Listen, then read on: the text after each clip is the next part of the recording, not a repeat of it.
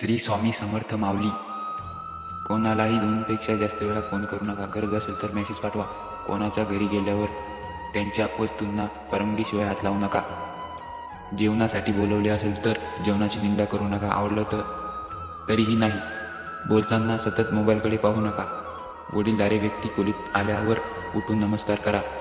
कोणाच्या व्यक्तिगत पर्सनल गोष्टी विचारू नका.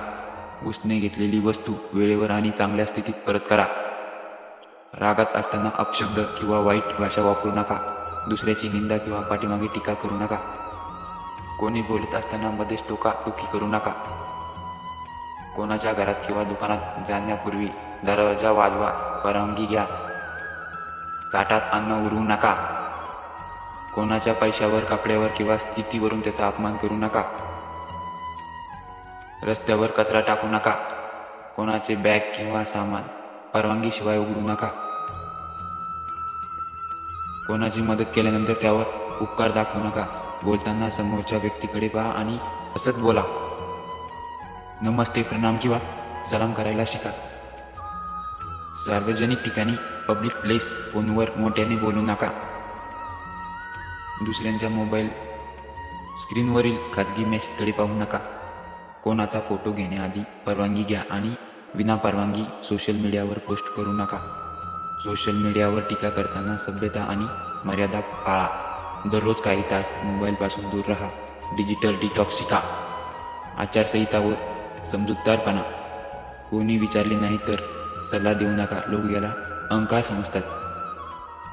कोणाच्या खाजगी गोष्टी लोकांसमोर बोलू नका. कोणाला फोन किंवा चॅटवर वारंवार त्रास देऊ नका.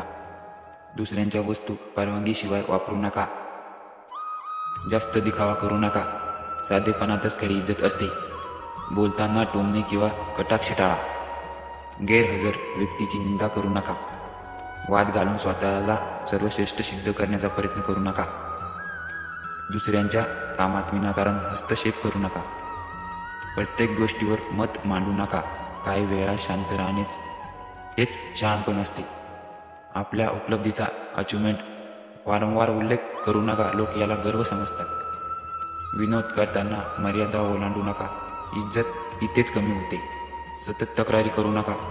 सकारात्मक माणसालाच आदर मिळतो.